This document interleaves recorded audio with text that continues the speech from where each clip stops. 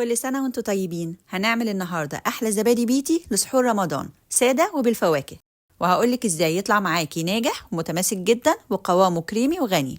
عملت معاكم قبل كده الزبادي في الاير فراير، النهاردة هنعمله في الميكرويف زي ما طلبته.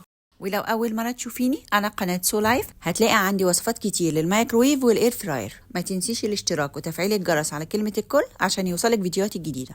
عندي 2 كيلو لبن كامل الدسم اللي هو الحليب، وطبعا الزبادي عشان يبقى غني وكريمي بيتعمل باللبن البلدي مش المبستر. اللبن ده كان عندي في التلاجة فطلعته على الرخامة عشان يبقى بدرجة حرارة المطبخ. وكمان الزبادي اللي احنا هنستخدمها ما ينفعش خالص تكون باردة. لو لسه جايبه اللبن هتغليه كويس جدا وتسيبيه يهدى، ما ينفعش يكون سخن قوي ولا يكون بارد، زي ما بنقول كده زي رضعة البيبي. ولو عندك ترمومتر وعايزه تتاكدي من درجه الحراره، بتكون من 45 ل 50 بالكتير. مهم جدا تعرفي تظبطي حراره اللبن عشان يطلع معاكي متماسك وما يعملش ميه.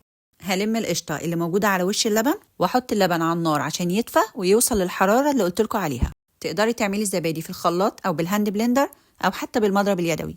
انا هعمل الزبادي في الخلاط عشان عايزه القشطه تتضرب كويس وتبقى كريمي خالص. حطيت القشطه وهضيف عليها الزبادي. لكل كيلو لبن علبه زبادي صغيره 100 جرام، ودي بتكون الخميره اللي بنعمل بيها الزبادي. بتجيبيها اول مره بس، وبعد كده بتاخدي من الزبادي اللي انت عملتيها. واختاري طبعا النوع اللي انت بتحبيه عشان الزبادي بتاعتك تطلع بنفس الطعم.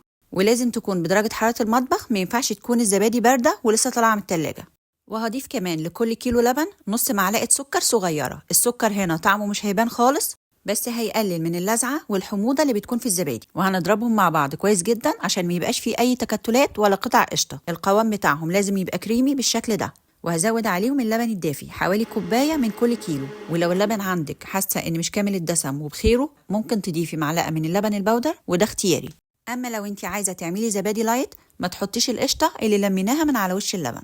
لكن أنا بحب الزبادي تطلع بوش قشطة وطعمها كريمي. بعد ما ضربتهم كويس هنزل بيهم على باقي كمية اللبن، ونقلب بقى تقليبة حلوة، وكده الزبادي جاهز. ونبدأ نوزعهم في كوبايات إزاز من اللي بتدخل الميكرويف، أو طواجن فخار، أركوبال، بايركس، بورسلين حراري، أي حاجة من اللي مسموح إنها تدخل الميكرويف. أنا هعمل زبادي سادة وزبادي بالفواكه. أنا عندي مربى توت والدتي كانت عاملاها لي، ربنا يشفيها يا رب ويديها الصحة. هحط منها معلقه كبيره في كل كوبايه، وممكن تحطي مربى فراوله بتبقى حلوه قوي، او اي نوع مربى انت بتحبيها. ال2 كيلو لبن عمل لي 4 طواجن فخار كبيره و6 كوبايات زبادي. وطبعا اعملي الكميه على قد ساعه الميكرويف عندك. طبعا الزبادي دلوقتي دافيه، رصيتها في الميكرويف وهشغل 30 ثانيه. اول ما يخلص هسيبها ربع ساعه وما افتحش عليها خالص. بعد ربع ساعه هشغل تاني 30 ثانيه، وهكرر العمليه دي 4 مرات. كل ربع ساعة هشغل 30 ثانية، ومنفتحش على الزبادي خالص طول ما هي في الميكرويف.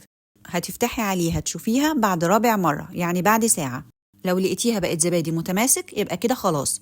طيب افرضي فتحتي عليه بعد رابع مرة ولقيتيه لسه سايب، عادي جدا هتشغلي كمان 30 ثانية. يعني ممكن تكرري 30 ثانية كل ربع ساعة لمدة 4 مرات أو 5 مرات أو 6 مرات كمان. وده بيرجع لقوة الميكرويف عندك، وكمان الساعة لو الميكرويف كبير أو صغير، وكمية الزبادي اللي انت عاملاها.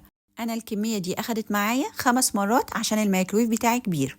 ممكن بعد كده تدخليها على طول التلاجة، لكن انا بحب افضل سايباها في الميكرويف كمان ساعة، زي ما كنا بنسيبها في الفرن. بسيبها ساعة واحدة بس من غير ما اشغل عليها، وبعدين اطلعها اغطي كوباية الزبادي بالغطا بتاعها. والطواجن هغطيها لا اما بستريتش راب او بالاكياس دي، وادخلها التلاجة ساعتين بس كده، وهيطلع معاكي احلى زبادي قوامه كريمي ومتماسك وبوش قشطه. لما تجربيه في البيت هتعرفي ان احلى كتير من اللي كنا بنشتريه من بره، ومش بياخد وقت كتير زي الفرن او مكنه الزبادي. اعمليه في الميكرويف وانتي واقفه كده كده بتعملي اي حاجه تانية في المطبخ. جربوا الزبادي في الميكرويف واكتبوا لي رايكم في التعليقات، واشوفكم على خير في فيديو جديد باذن الله.